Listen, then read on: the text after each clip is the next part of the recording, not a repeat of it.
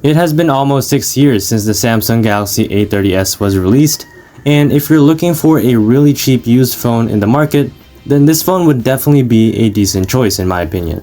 Despite its software being on the outdated side, I'd say that it's still quite reliable for the average user who doesn't need the latest and greatest tech out there. So now, let's take a look and see whether or not the Galaxy A30s is still worth your money in 2025.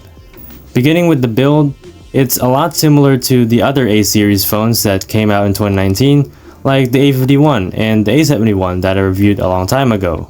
And this also happens to be the prism crushed black color like those other two phones, which means that the back cover and side rails will inevitably be worn out by now. Like the A52s 5G, this phone's back cover was also coming off, so we had to buy some pre-cut adhesive, and it surprisingly did a good job. Probably because of the smaller camera bump here.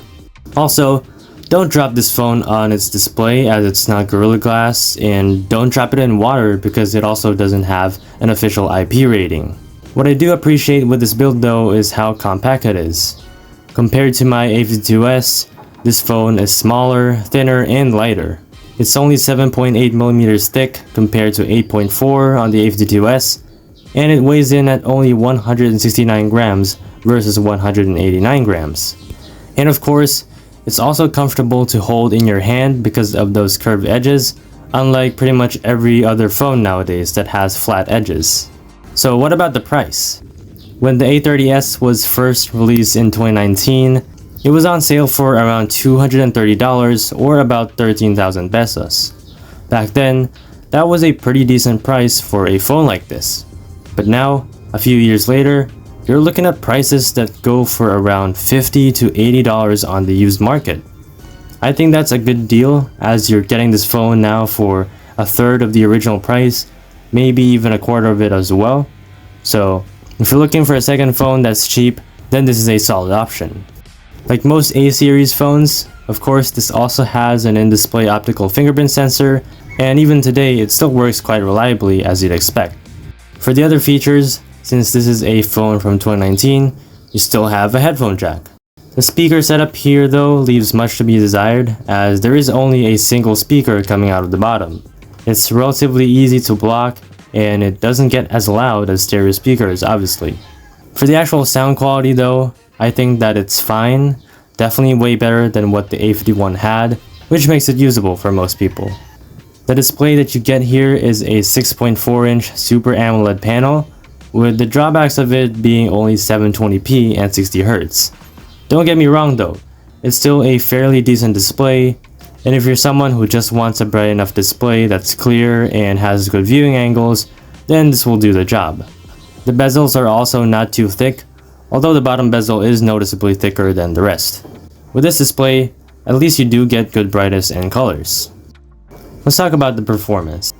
If you're getting this phone and you're expecting to play heavy titles on it, like Genshin Impact or Call of Duty Mobile, then you should definitely look at more expensive options in the used market. That's because the A30s has the Exynos 7904, which is now an outdated 14nm chip that's going to feel underpowered and less efficient when handling demanding tasks like gaming. However, you can still play these games at lower frame rates, although you will feel some lag spikes every now and then. Same goes with multitasking, as you can't really do all that much simultaneously with 4GB of RAM. And of course, software updates have long been discontinued for this phone, with the last major update being about 3 years old now. So basically, you're stuck with Android 11 on One UI 3.1 here, unless you root this phone and install a custom ROM on it. But even with that, this phone is still capable of doing most day-to-day tasks without any major issues. Now, let's talk about the battery. It's a 4000 mAh battery with 15W charging, and since this is almost a 6-year-old phone now, the original battery here has worn down quite a bit. It still lasts for about 3 to 4 hours on a full charge, but there is one issue here that I noticed.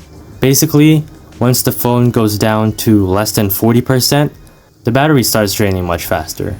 And if you let it drain even more to, let's say, 20%, it loses charge for a bit more even when you plug it in which you now have to wait a few minutes before it actually starts charging again.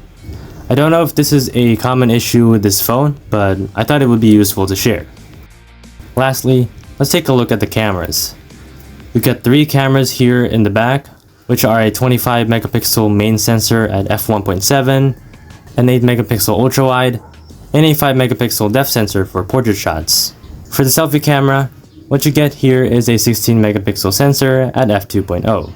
So, how do photos look on this old phone? Well, I'd say that it can still take some decent photos if you get enough light on the sensor. The dynamic range is fine, color representation is good, and the main drawbacks here that you'll notice is the lesser detail on the photos, as well as not having optical image stabilization. This means that in order to get good looking photos, you'll need enough light and stable hands to do so.